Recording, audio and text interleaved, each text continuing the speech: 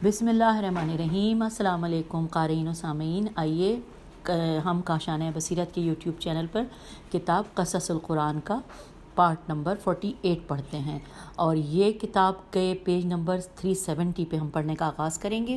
جو لوگ اس سے پہلے میرے ساتھ اس کتاب کو پڑھ رہے ہیں ان کے علم میں ہوگا کہ ہم نے ذوالقرنین علیہ السلام کے بارے میں بھی پڑھ لیا، اصحاب کہف کے بارے میں بھی پڑھ لیا، اور قوم تبا کے بارے میں پڑھ لیا تھا، اور اب جو ہیڈنگ ہے وہ ہے انطاکیہ کے رسول۔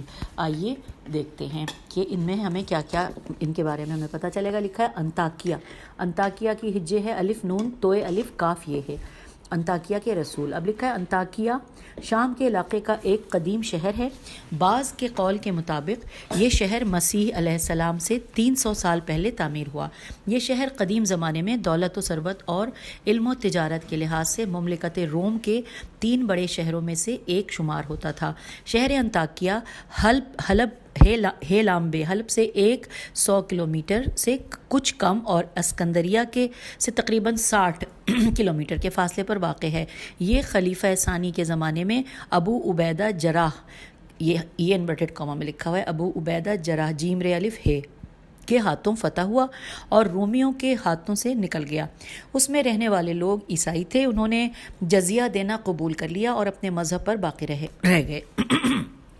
آگے لکھا ہے کہ پہلی عالمی جنگ کے بعد یہ شہر فرانسیسیوں نے اسے چھوڑنے کا فیصلہ کیا، تو اس بات کے پیش نظر کہ ان کے شام سے نکلنے کے بعد اس ملک میں ہونے والے فتنہ و فساد سے عیسائیوں کو کوئی گزند نہ پہنچے، انہوں نے اسے ترکی کے حوالے کر دیا۔ انطاکیہ عیسائیوں کی نگاہ میں اسی طرح دوسرا مذہبی شہر شمار ہوتا ہے، جس طرح مسلمانوں کی نظر میں مدینہ ہے اور ان کا پہلا شہر بیت المقدس ہے، جس سے حضرت عیسیٰ علیہ السلام نے اپنی دعوت کی ابتدا کی، اور اس کے بعد حضرت عیسیٰ علیہ السلام پر ایمان لانے والوں میں سے ایک گروہ نے انطاکیہ کی طرف ہجرت کی، اور پولس اور برنابا، یہ دونوں انورٹڈ کاما میں لکھے ہوئے، پولس الگ انورٹڈ کاما میں ہے اور برنابا الگ۔ پولس کی ہجے ہے پے واو لام سین، اور برنابا کی بے رے نون الف بے الف۔ تو پولس اور برنابا شہروں کی طرف گئے، انہوں نے لوگوں کو اس دین کی طرف دعوت دی، یہاں سے دین عیسوی نے وسعت حاصل کی۔ اسی بنا پر قرآن میں اس شہر کے بارے میں خصوصیت کے ساتھ گفتگو ہوئی ہے۔ قرآن اس واقعے کو بیان کرتے ہوئے فرماتا ہے انورٹڈ کاما میں کہ تم ان سے بستی والوں کی مثال بیان کرو کہ جس وقت خدا کے رسول ان کی طرف آئے، انورٹڈ کاما کلوز ہو گیا۔ اور یہ سورہ یاسین کی آیت نمبر 13 کا حصہ ہم نے پڑھا تھا انورٹڈ کاما میں۔ اب آگے چلتے ہیں۔ لکھا ہے قرآن اس اجمالی بیان کے بعد ان کے قصے کی تفصیل بیان کرتے ہوئے کہتا ہے انورٹڈ کاما کہ وہ وقت کہ جب ہم نے 2 رسولوں کو ان کی طرف بھیجا، لیکن انہوں نے ہمارے رسولوں کی تکذیب کی، لہٰذا ہم نے ان 2 کی تقویت کے لیے تیسرا رسول بھیجا۔ ان تینوں نے کہا کہ ہم تمہاری طرف خدا کی طرف سے بھیجے ہوئے ہیں۔ یہ انورٹڈ کاما کلوز ہو گیا ہے۔ سورہ یاسین کی آیت نمبر 14 کا یہ حصہ ہم نے پڑھا تھا، اور اب ہم آ گئے ہیں پیج نمبر 371 پر۔ لکھا ہے کہ اس بارے میں کہ یہ رسول کون تھے، مفسرین کے درمیان اختلاف ہے۔ بعض نے کہا ہے کہ ان کے 2 نام شمعون اور یوحنا تھے، اور تیسرے کا نام پولس تھا، اور بعض نے ان کے دوسرے نام کا ذکر کیے، اور بعض نے ان کے دوسرے نام ذکر کیے ہیں۔ اچھا، اس بارے میں بھی مفسرین میں اختلاف ہے کہ وہ خدا کے پیغمبر اور رسول تھے یا حضرت مسیح علیہ السلام کے بھیجے ہوئے ان کے نمائندے تھے، اور اگر خدا یہ فرماتا ہے کہ ہم نے انہیں بھیجا تو اس کی وجہ یہ ہے کہ مسیح علیہ السلام کے بھیجے ہوئے بھی خدا ہی کے رسول ہیں۔ یہ اختلافی مسئلہ ہے۔ اگرچہ قرآن ظاہر پہلی تفسیر کے موافق ہے، اگرچہ اس نتیجے میں کہ جو قرآن لینا چاہتا ہے کوئی فرق نہیں پڑتا۔ اب ہمیں یہ دیکھنا ہے کہ اس گمراہ قوم نے ان رسولوں کی دعوت پر کیا رد عمل ظاہر کیا۔ قرآن کہتا ہے کہ انہوں نے بھی وہی بہانہ کیا کہ جو بہت سے سرکش کافروں نے گزشتہ خدائی پیغمبروں کے جواب میں کیا تھا۔ انورٹڈ کاما میں ہے کہ انہوں نے کہا کہ تم تو ہم ہی جیسے بشر ہو اور خدائے رحمان نے کوئی چیز نازل نہیں کی ہے، تمہارے پاس جھوٹ کے سوا اور کچھ نہیں ہے۔ انورٹڈ کاما کلوز ہو گیا۔ یہ سورہ یاسین کی آیت نمبر 15 کا ذکر ہے۔ آگے چلتے لکھا ہے اگر خدا کی طرف سے کوئی بھیجا ہوا ہی آنا تھا تو کوئی مقرب فرشتہ ہونا چاہیے تھا، نہ کہ ہم جیسا انسان، اور اسی امر کو انہوں نے رسولوں کی تکذیب اور فرمان الہی کے نزول کے انکار کی دلیل خیال کیا، حالانکہ وہ خود بھی جانتے تھے کہ پوری تاریخ میں سب رسول نسل آدم ہی سے ہوئے ہیں، اور ان میں حضرت ابراہیم بھی تھے کہ جن کی رسالت سب مانتے تھے، یقیناً وہ انسان ہی تھے۔ اس سے قطع نظر کیا انسانوں کی ضروریات، مشکلات اور تکلیفیں انسان کے علاوہ کوئی اور سمجھ سکتا تھا؟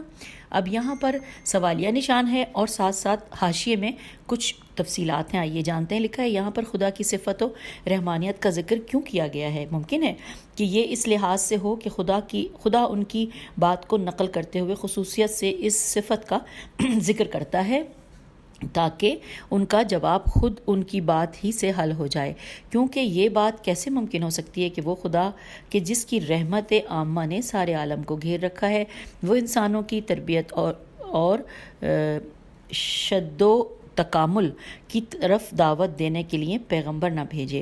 یہ احتمال بھی ہے کہ انہوں نے خصوصیت کے ساتھ وصف رحمان کا اس لیے ذکر کیا ہے کہ وہ یہ کہیں کہ خداوند مہربان اپنے بندوں کا کام پیغمبروں کے بھیجنے اور مشکل ذمہ داریاں عائد کرنے سے نہیں کرتا، وہ تو آزاد رکھتا ہے۔ یہ کمزور اور بے بنیاد منطق اس گروہ کے انکار کے ساتھ ہم آہنگ تھی۔ یہ ہم نے حاشیے میں پڑھ لیا، اور اب ہم دوبارہ سے اس صفحے کی جانب آ گئے ہیں۔ لکھا ہے بہرحال یہی پیغمبر اس گمراہ قوم کی شدید اور سخت مخالفت کے باوجود مایوس نہ ہوئے اور انہوں نے کمزوری نہ دکھائی، اور ان کے جواب میں کہا کہ ہمارا پروردگار جانتا ہے کہ یقیناً ہم تمہاری طرف اس کے بھیجے ہوئے ہیں۔ اس کے بعد لکھا ہے کہ اور ہمارے ذمے تو واضح اور آشکار طور پر ابلاغ رسالت کے علاوہ اور کوئی چیز نہیں ہے۔ مسلمہ طور پر انہوں نے صرف دعویٰ ہی نہیں کیا اور قسم پر ہی قناعت نہیں کی، بلکہ بلاغ المبین، ان کا بلاغ مبین کا مصداق نہ ہونا، کیونکہ بلاغ مبین تو اس طرح ہونا چاہیے کہ حقیقت سب کچھ پہنچ جائے اور بات یقینی اور محکم دلائل اور واضح معجزات کے سوا ممکن نہیں ہے۔ بعض روایات میں بھی آیا ہے کہ انہوں نے حضرت مسیح علیہ السلام کی طرح بعض ناقابل علاج بیماریوں کو حکم خدا سے شفا بخشی۔ اب اگلی ہیڈنگ ہے ہم آپ کو سنسار کر دیں گے۔ یہ بڑی مزیدار ہیڈنگ ہے، دیکھتے ہیں کیا لکھا ہے۔ لیکن یہ دل کے اندھے واضح منطق اور معجزات کے سامنے نہ صرف جھکے نہیں بلکہ انہوں نے اپنی خشونت اور سختی میں اضافہ کر دیا۔ پیج 372 پہ ہم آ گئے۔ اضافہ کر دیا اور تکذیب کے مرحلے سے قدم آگے بڑھاتے ہوئے تہدید اور شدت کے مرحلے میں داخل ہو گئے۔ انہوں نے کہا کہ ہم تو تمہیں فعال بد سمجھتے ہیں، تمہارا وجود منحوس ہے اور تم ہمارے شہر کے بدبختی کا سبب ہو۔ اچھا، یہاں سے شروع ہوا کہ انہوں نے کہا کہ ہم تو تمہیں فعال بد سمجھتے ہیں اور سبب ہو تک۔ یہ سورہ یاسین کی آیت نمبر 18 کا حصہ تھا جو ہم نے پڑھا۔ آگے چلتے ہیں۔ ممکن ہے کہ ان انبیاء الہی کے آنے کے ساتھ ہی اس شہر کے لوگوں کی زندگی میں ان کے گناہوں کے زیر اثر یا خدائی تنبیہ کے طور پر بعض مشکلات پیش آتی ہوں، جیسا کہ بعض مفسرین نے نقل بھی کیا ہے کہ ایک مدت تک بارش کا نزول منقطع رہا، لیکن انہوں نے نہ صرف یہ کہ کوئی عبرت حاصل نہیں کی بلکہ اس امر کو پیغمبروں کی دعوت کے ساتھ وابستہ کر دیا۔ پھر اس پر بس نہیں کی بلکہ کھلی دھمکیوں کے ساتھ اپنی قبیح نیتوں کو ظاہر کیا اور کہا انورٹڈ کاما کہ اگر تم ان باتوں سے دستبردار نہ ہوئے تو ہم یقینی طور پر سنسار کر دیں گے اور ہماری طرف سے تمہیں دردناک عذاب ملے گا۔ انورٹڈ کاما یہاں کلوز ہو گیا۔ یہ سورہ یاسین کی آیت نمبر 18 کا حصہ ہم نے پڑھا۔ آگے چلتے ہیں۔ لکھا ہے کہ یہ وہ مقام تھا کہ خدا کے پیغمبر اپنی منہ بولتی منطق کے ساتھ ان کے فضول ہذیانی باتوں کا جواب دینے کے لیے تیار ہو گئے، اور انہوں نے کہا، اب یہاں پر جہاں پہ لکھا ہے نا، انہوں نے کہا، یہاں پہ انورٹڈ کاما ہے کہ اور انہوں نے کہا کہ تمہاری بدبختی اور نحوست خود تمہاری ہی طرف سے ہے، اور اگر تم ٹھیک طرح سے غور کرو تو اس حقیقت سے واقف ہو جاؤ گے۔ Inverted comma close. یہ سورہ یاسین کی آیت نمبر 18 ہی کا ایک حصہ ہے جو ہم نے ابھی پھر پڑھا۔ آگے چلتے ہیں. اگر بدبختی اور منحوس حوادث تمہارے معاشرے کو گھیرے ہوئے ہیں اور برکات الہیہ تمہارے درمیان میں سے اٹھ گئیں تو اس کا عامل اپنے اندر اپنے پست افکار اور قبیح اعمال میں تلاش کرو، نہ کہ ہماری دعوت میں. یہ تم ہی ہو کہ جنہوں نے بت پرستی، خود غرضی، ظلم اور شہوت پرستی سے اپنے زندگی کی فضا کو تاریک بنا ڈالا ہے اور خدا کی برکات کو اپنے سے منقطع کر کے رکھ دیا ہے. تمہاری اصلی بیماری وہی تمہارا حد سے تجاوز ہے. اگر تم توحید کا انکار کرتے ہوئے شرک کی طرف رخ کرتے ہو تو اس کی وجہ حق سے تجاوز ہے، اور اگر تمہارا معاشرہ برے انجام میں گرفتار ہوا ہے تو اس کا سبب بھی گناہ میں زیادتی اور شہوات میں آلودگی ہے. خلاصہ یہ کہ اگر خیر خواہوں کی خیر خواہی کے جواب میں تم انہیں موت کی دھمکی دیتے ہو تو یہ بھی تمہارے تجاوز کی بنا پر ہے. اب اگلی ہیڈنگ ہے ایک جاں بکف مجاہد. تو آئیے جانتے ہیں کہ یہ جاں بکف مجاہد کون ہے.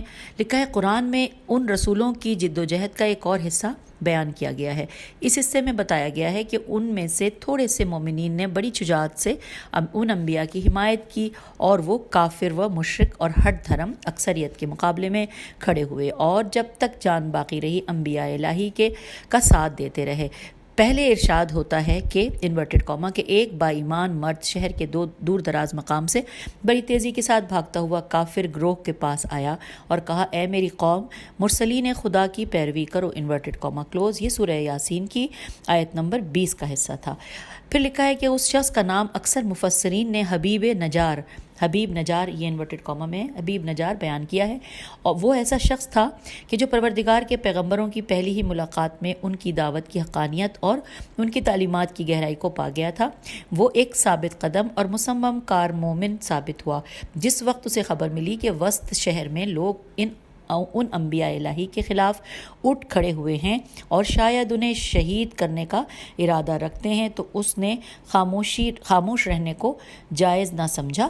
چنانچہ یسعی، یہ سین این چھوٹی ہے اور یہ انورٹڈ کاما میں ہے. یسعی یا اس پہ کھڑا الف نہیں ہے تو یسعی پڑھیں گے ہم. یسعی کے الفاظ سے معلوم ہوتا ہے کہ بڑی تیزی اور جلدی کے ساتھ مرکز شہر تک پہنچا اور جو کچھ اس کے بس میں تھا حق کی حمایت اور دفاع میں فروگزاشت نہ کی.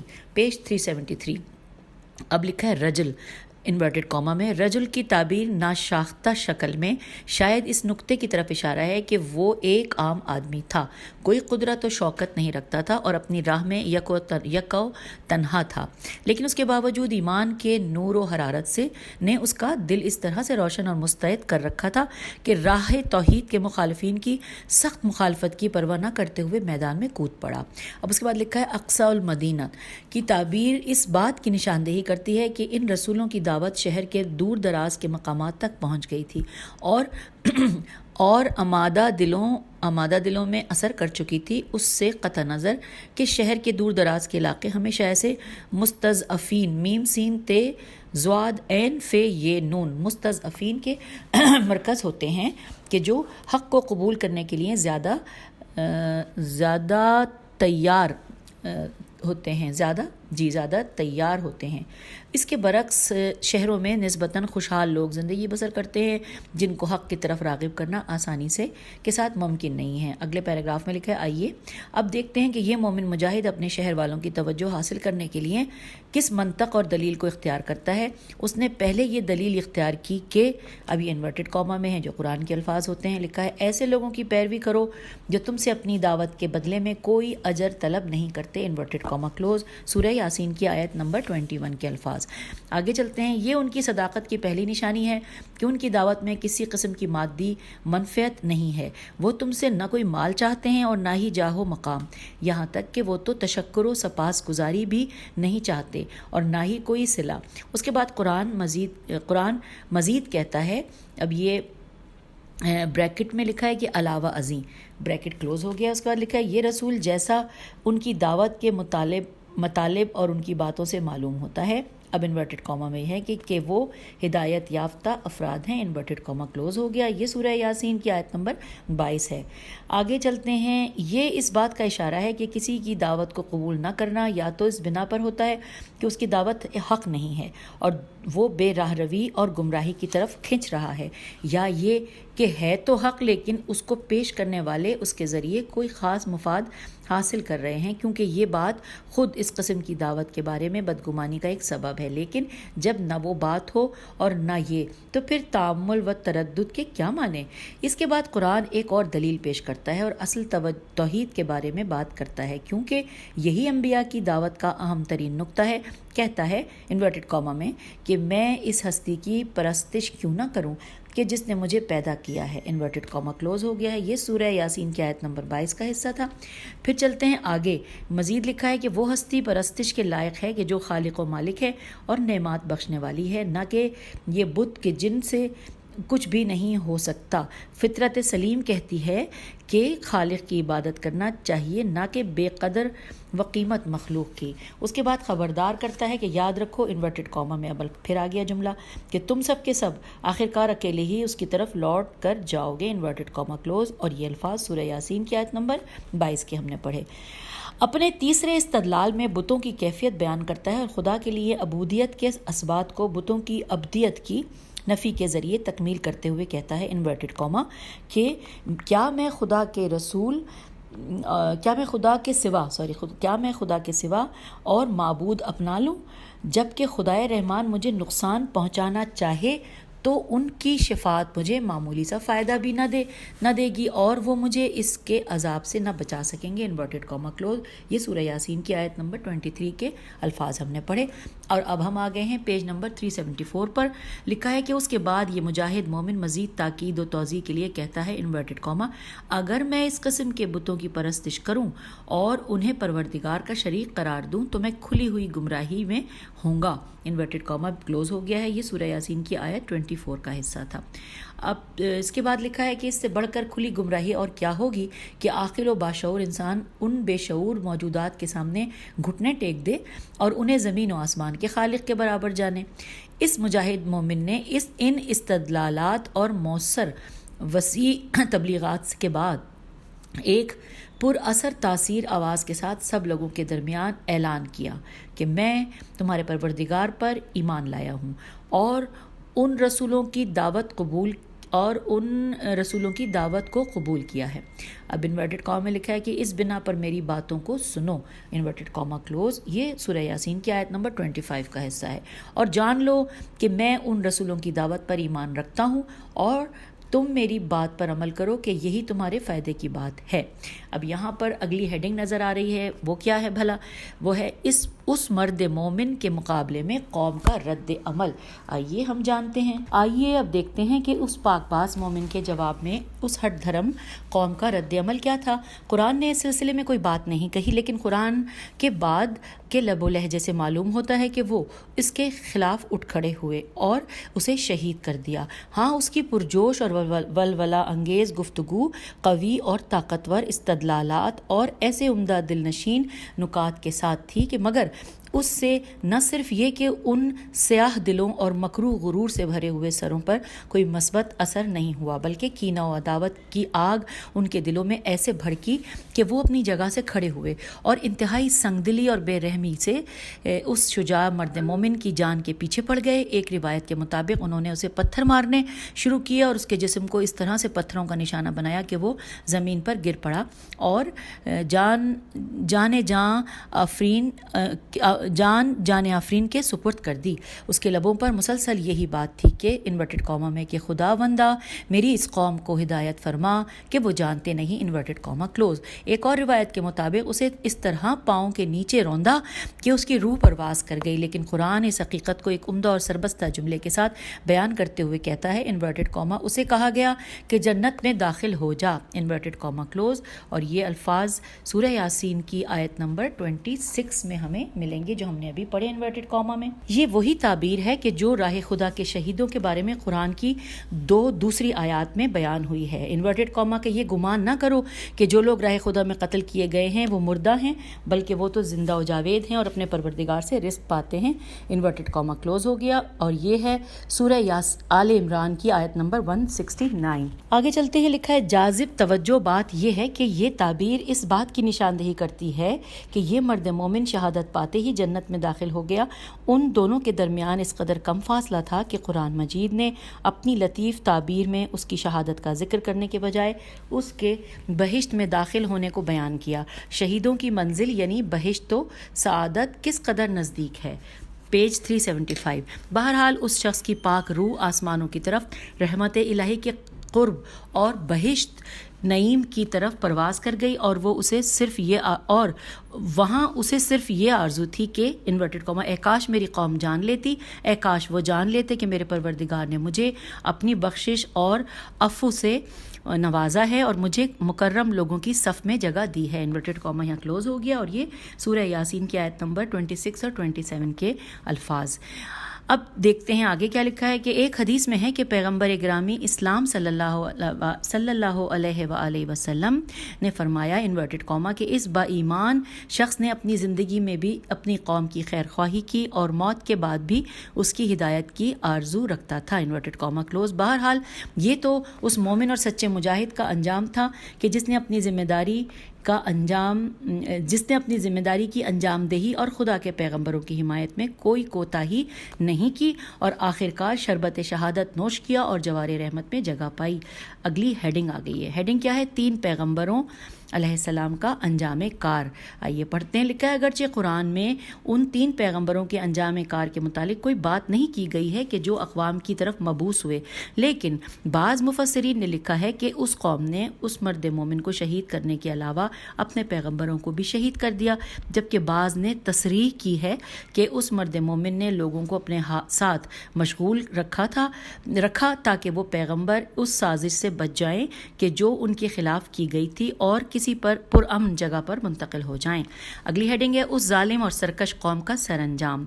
دیکھیے پڑھتے ہیں۔ لکھا ہے ہم نے دیکھا کہ شہر انطاکیہ کے لوگوں نے خدا کے پیغمبروں کی کیسے مخالفت کی، اب ہم یہ دیکھتے ہیں کہ ان کا انجام کیا ہوا۔ قرآن اس بارے میں کہتا ہے کہ انورٹڈ کاما کہ ہم نے اس کے بعد اس کی قوم پر کوئی لشکر آسمان سے نہیں بھیجا، اور اصولاً ہمارا یہ طریقہ ہی نہیں ہے کہ ایسی سرکش اقوام کو نابود کرنے کے لیے ان امور سے کام لیں، انورٹڈ کاما کلوز۔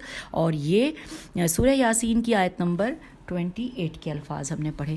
پھر لکھا ہے کہ ہم ان امور کے محتاج نہیں ہیں، صرف ایک اشارہ ہی کافی ہے کہ جس سے ہم ان سب کو خاموش کر دیں اور انہیں دیار عدم کی طرف بھیج دیں اور ان کی زندگی کو درہم برہم کر دیں۔ صرف ایک اشارہ ہی کافی ہے کہ ان کے حیات کی عوامل ہی ان کی موت کے عامل میں بدل جائیں اور مختصر سے وقت میں ان کی زندگی کا دفتر لپیٹ کر رکھ دیں۔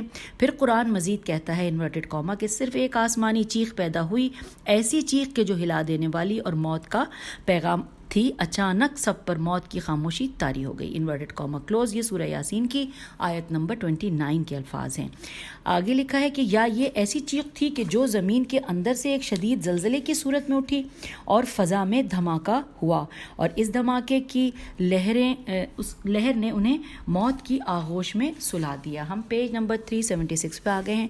لکھا ہے ایک چیخ وہ جو کچھ بھی تھی لمحہ بھر سے زیادہ نہ تھی، اور ایک ایسی آواز تھی کہ جس نے سب آوازوں کو خاموش کر دیا، اور ایسی ہلا دینے والی تھی کہ جس نے تمام حرکتوں کو بے حرکت کر دیا، اور خدا کی قدرت ایسی ہی ہے، اور ایک گمراہ اور بے ثمر قوم کا انجام یہی ہوتا ہے۔ اب آگے لکھا ہے، عربی میں لکھا ہوا ہے ایک شعر سا، اور اس کے نیچے اس کا ترجمہ ہے کہ بے ثمر درختوں کی لکڑی جلانے ہی کے کام آتی ہے، کیونکہ بے ثمر چیز کی سزا یہی ہے۔ چلیے جی، یہ بھی ہم نے پڑھ لیا۔ اب آگے کی ہیڈنگ ہے انطاکیہ کے رسولوں کی داستان مجمع البیان کی زبانی۔ آئیے مل کر پڑھتے ہیں۔ لکھا ہے مفسر علی قدر تبرسی مجمع البیان میں کہتے ہیں کہ حضرت عیسیٰ علیہ السلام نے حواریوں میں سے 1-2 نمائندے انطاکیہ کی طرف بھیجے۔ جس وقت وہ شہر کے پاس پہنچے تو انہوں نے ایک بوڑھے آدمی کو دیکھا کہ وہ چند بھیڑیں چرانے کے لیے لایا تھا۔ یہ حبیب جو ورڈ ہے وہ انورٹڈ کاما میں، یہ حبیب صاحب یس تھا، یس یہ سین لکھا ہوا ہے، یس جو ہے یہ بھی انورٹڈ کاما میں ہے، لکھیں آگے جا کے شاید سمجھ میں آئے. یس تھا اور انہوں نے اسے سلام کیا. بوڑھے نے جواب دیا اور پوچھا کہ تم کون ہو؟ اور انہوں نے کہا کہ ہم عیسیٰ علیہ السلام کے نمائندے ہیں. ہم اس لیے آئے ہیں کہ تمہیں بتوں کی عبادت کے بجائے خدائے رحمان کی طرف دعوت دیں. بوڑھے نے کہا کہ تمہارے پاس کوئی معجزہ یا نشانی بھی ہے؟ انہوں نے کہا کہ ہاں ہم بیماروں کو شفا دیتے ہیں اور مادرزاد اندھوں اور برس کے میں مبتلا لوگوں کو حکم خدا سے صحت و تندرستی بخشتے ہیں. بوڑھے نے کہا میرا ایک بیمار بیٹا ہے کہ جو سال سے بستر پر پڑا ہے. انہوں نے کہا ہمارے ساتھ چلو تاکہ ہم تمہارے گھر جا کر اس کا حال معلوم کریں. بوڑھا ان کے ساتھ چل پڑا. انہوں نے اس کے بیٹے پر ہاتھ پھیرا تو وہ صحیح و سالم اپنی جگہ پر اٹھ کھڑا ہوا. یہ خبر پورے شہر میں پھیل گئی اور خدا نے اس کے بعد بیماروں میں سے ایک کثیر گروہ کو ان کے ہاتھ شفا بخشی. ان کا بادشاہ بت پرست تھا. جب اس تک یہ خبر پہنچی تو اس نے انہیں بلا بھیجا اور ان سے پوچھا کہ تم لوگ کون ہو؟ تو انہوں نے کہا کہ ہم عیسیٰ علیہ السلام کے فرستادہ ہیں. ہم اس لیے آئے ہیں کہ یہ موجودات جو نہ سنتے ہیں اور نہ دیکھتے ہیں ان کی عبادت کے بجائے ہم تمہیں اس کی عبادت کی طرف دعوت دیں جو سنتا بھی ہے اور دیکھتا بھی ہے. بادشاہ نے کہا کیا تمہارے خداؤں کے علاوہ کوئی معبود بھی موجود ہے؟ انہوں نے کہا ہاں وہی کہ جس نے تجھے اور تیرے معبودوں کو پیدا کیا ہے. تو بادشاہ نے کہا اٹھ جاؤ کہ میں تمہارے بارے میں کچھ سوچ بچار کروں. یہ ان کے لیے ایک دھمکی تھی. اس کے بعد لوگوں نے ان دونوں نمائندوں کو بازار میں پکڑ کر مارا پیٹا. لیکن ایک دوسری روایت میں ہے کہ عیسیٰ علیہ السلام کے ان دونوں نمائندوں کو بادشاہ تک رسائی حاصل نہ ہوئی اور ایک مدت تک وہ اس شہر میں رہے.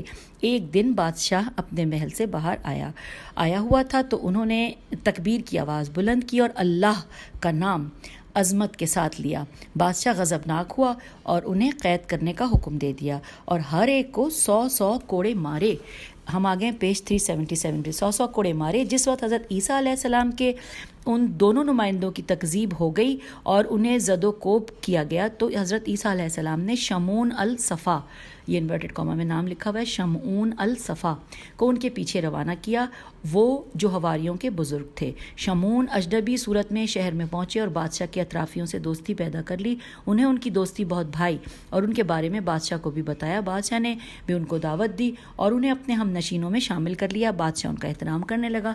شمعون نے ایک دن بادشاہ سے کہا میں نے سنا ہے کہ 2 آدمی آپ کی قید میں ہیں اور جس وقت انہوں نے آپ کو آپ کے دین کے بجائے کسی دوسرے دین کی دعوت دی تو آپ نے انہیں مارا پیٹا. تو کیا کبھی آپ نے ان کی باتیں سنی بھی ہیں؟ تو بادشاہ نے کہا مجھے ان پر اتنا غصہ آیا کہ میں نے ان کی تو کوئی بات ہی نہیں سنی. شمعون نے کہا اگر بادشاہ مصلحت سمجھیں تو انہیں بلا لیں تاکہ ہم دیکھیں تو صحیح کہ ان کے پلے ہے کیا. بادشاہ نے انہیں بلا لیا. شمعون نے یوں ظاہر کیا جیسے انہیں پہچانتے ہی نہ ہوں اور ان سے کہا تمہیں یہاں کس نے بھیجا ہے؟ انہوں نے کہا کہ اس خدا نے کہ جس نے سب کو پیدا کیا ہے اور جس کا کوئی شریک نہیں ہے. شمعون نے کہا تمہارا معجزہ اور نشانی کیا ہے؟ انہوں نے کہا کہ جو کچھ تم چاہو. بادشاہ نے حکم دیا اور ایک اندھے غلام کو لایا گیا جسے انہوں نے حکم دیا کہ اسے حکم خدا سے شفا بخشی. بادشاہ کو بہت تعجب ہوا. اس مقام پر شمعون بول اٹھے کہ اور بادشاہ سے کہا اگر آپ اس قسم کی درخواست اپنے خداؤں سے کرتے تو کیا وہ بھی اس قسم کے کام کی قدرت رکھتے ہیں؟ بادشاہ نے کہا تم سے کیا چھپا ہوا ہے؟ ہمارے یہ خدا کہ جن کی ہم پرستش کرتے ہیں نہ تو کوئی ضرر پہنچا سکتے ہیں اور نہ نفع دے سکتے ہیں اور نہ ہی کوئی اور خاصیت رکھتے ہیں. اس کے بعد بادشاہ نے ان دونوں سے کہا کہ اگر تمہارا خدا مردے کو زندہ کر سکتا ہے تو ہم اس پر اور تم پر ایمان لے آئیں گے. انہوں نے کہا کہ ہمارا خدا ہر چیز پر قدرت رکھتا ہے. بادشاہ نے کہا یہاں ایک مردہ ہے جسے مرے ہوئے 7 دن گزر چکے ہیں. ابھی تک ہم نے اسے دفن نہیں کیا. ہم اس انتظار میں ہیں کہ اس کا باپ سفر سے آ جائے. تم اسے زندہ کر دکھاؤ. مردے کو لایا گیا تو وہ دونوں تو آشکار دعا کر رہے تھے اور شمعون دل ہی دل میں. اچانک مردے میں حرکت پیدا ہوئی اور وہ اپنی جگہ سے اٹھ کھڑا ہوا اور کہا کہ میں 7 روز سے مر چکا ہوں. میں نے جہنم کی آگ اپنی آنکھ سے دیکھی ہے اور میں تمہیں خبردار کرتا ہوں کہ تم سب خدائے یگانہ پر ایمان لے آؤ. بادشاہ نے تعجب کیا. جس وقت شمعون کو یقین ہو گیا کہ اس کی باتیں اس پر اثر کر گئی ہیں تو اسے خدائے یگانہ کی طرف دعوت دی اور وہ ایمان لے آیا اور اس کے ملک کے باشندے بھی اس کے ساتھ ایمان لے آئے اگرچہ کچھ لوگ اپنے کفر پر باقی رہے. اس روایت کی نظیر تفسیر عیاشی میں امام محمد باقر علیہ السلام اور امام جعفر صادق صادق علیہ السلام سے بھی نقل ہوئی ہے، اگرچہ ان کے درمیان کچھ فرق ہے، لیکن قرآن کے ظاہر کی طرف توجہ کرتے ہوئے اس شہر والوں کا ایمان لانا بہت بعید نظر آتا ہے، کیونکہ قرآن کہتا ہے کہ وہ صحیح آسمانی کے ذریعے سواد یہ ہے آسمانی کے ذریعے ہلاک ہو گئے، اور ممکن ہے کہ روایت کے اس حصے میں راوی سے اشتباہ ہوا ہو، الف شین تے بے الف اور گول ہے، اشتباہ ہوا ہو۔ اب ہم نے یہ مکمل کر لیا اور اب ہم پیج 378 پر آ گئے، اور اب اگلی جو نیکسٹ ہیڈنگ ہے وہ ہے اصحاب الرس، الف سواد ہے الف بے الف لام رے سین۔ آئیے پڑھتے ہیں، لکھا ہے اصحاب الرس کون ہیں؟ اس سلسلے میں بہت اختلافات ہیں۔ وہ ایسے لوگ تھے جو صنوبر کے درخت کی پوجا کرتے تھے اور اسے درختوں کا بادشاہ کہتے تھے۔ یہ وہ درخت تھا جسے جناب نوح علیہ السلام کے بیٹے یافت، یہ الف فیتے کہ طوفان نوح کے بعد روشن آب کے کنارے کاشت کیا تھا۔ رس ریسین رس نامی نہر کے کنارے انہوں نے 12 شہر آباد کر رکھے تھے، جن کے نام یہ ہیں: آبان، آزر، دی، بہمن، اسفند، فروردین، ارد بہش الف رے دال بہشت، اور خرداد، تیر، مرداد، شہریور اور مہر میم ہیرے۔ ایرانیوں نے اپنے کیلنڈر کے 12 مہینوں کے نام انہی شہروں کے نام پر رکھے ہوئے ہیں۔ چونکہ وہ درخت صنوبر کا احترام کرتے تھے، لہٰذا انہوں نے اس کے بیج کو دوسرے علاقوں میں بھی کاشت کیا اور آبپاشی کے لیے ایک نہر کو مختص کر دیا۔ انہوں نے اس نہر کا پانی لوگوں کے لیے پینا ممنوع قرار دے دیا، حتیٰ کہ اگر کوئی شخص اس سے پی لیتا اور اسے قتل کر دیتے تھے، اور وہ کہتے تھے کہ کیونکہ یہ ہمارے خداؤں کا سرمایہ حیات ہے، لہٰذا مناسب نہیں ہے کہ کوئی اس سے ایک گھونٹ پانی کو کم کر دے۔ وہ سال کے 12 مہینوں میں سے ہر ماہ ایک شہر میں ایک دن کے لیے عید منایا کرتے تھے اور شہر سے باہر صنوبر کے درخت کے پاس چلے جاتے، اس کے لیے قربانی کرتے اور جانوروں کو ذبح کر کے آگ میں ڈال دیتے۔ جب اس سے دھواں اٹھتا تو وہ درخت کے آگے سجدے میں گر پڑتے اور خوب گریا کیا کرتے تھے۔ ہر مہینے ان کا یہی طریقہ کار تھا۔ چنانچہ جب اسفند انورٹڈ کاما میں لکھا ہے، اسفند کی آبادی آتی تو تمام 12 شہروں کے لوگ یہاں جمع ہوتے اور مسلسل 12 دن تک وہاں عید منایا کرتے، کیونکہ یہ ان کے بادشاہوں کا دارالحکومت تھا۔ یہیں پر وہ مقدور بھر قربانی بھی کیا کرتے تھے اور درخت کے آگے سجدے بھی کیا کرتے تھے۔ جب وہ کفر اور بت پرستی کی انتہا کو پہنچ گئے تو خداوند عالم نے بنی اسرائیل میں سے ایک نبی ان کی طرف بھیجا تاکہ وہ انہیں شرک سے روکے اور خدائے وحدہ لا شریک کی عبادت کی دعوت دے، لیکن وہ اس نبی پر ایمان نہ لائے۔ اب اس نبی نے فساد اور بت پرستی کی اصل جڑ یعنی اس درخت کے قلع قمع کرنے کی خدا سے دعا کی اور بڑا درخت خشک ہو گیا۔ جب ان لوگوں نے یہ صورت دیکھی تو سخت پریشان ہو گئے اور کہنے لگے کہ اس شخص نے ہمارے خداؤں پر جادو کر دیا ہے۔ کچھ کہنے لگے کہ ہمارے خدا اس شخص کی وجہ سے ہم پر ناراض ہو گئے ہیں کیونکہ وہ ہمیں کفر کی دعوت دیتا ہے۔ اب بحث مباحثے کے بعد جب سب لوگوں نے اللہ کے اس نبی کو قتل کرنے کی ٹھان لی اور گہرا کنواں کھودا جس میں اسے ڈال دیا، اور کنویں کا منہ بند کر کے اس کے اوپر بیٹھ گئے اور اس کے نالہ و فریاد کی آواز سنتے رہے یہاں تک کہ اس نے جان آفرین کی سپرد کر دی۔ خداوند عالم نے انہیں ان برائیوں اور ظلم و ستم کی وجہ سے سخت عذاب میں مبتلا کر کے نیست و نابود کر دیا۔ تو یہ ہم نے اصحاب الرس کے بارے میں پڑھ لیا، اور یہ تھوڑا سا یہ ہے کہ سورہ فرقان کی آیت نمبر 38 میں اس ظالم اور ستمگر قوم کا ذکر موجود ہے، یہ بھی ہم نے پڑھ لیا۔ اچھا جی، اب ہم اپنی ریڈنگ کا اختتام کرتے ہیں، آپ سے خداحافظ کہتے ہیں، اجازت لیتے ہیں، اور انشاءاللہ اگلی آڈیو میں ہم اس سے آگے چلیں گے، اور اگلے جو ہم پڑھیں گے ہیڈنگ ہے وہ ہے سرسبز باغات کے مالک۔ یہ اچھا جی، اب پھر خداحافظ۔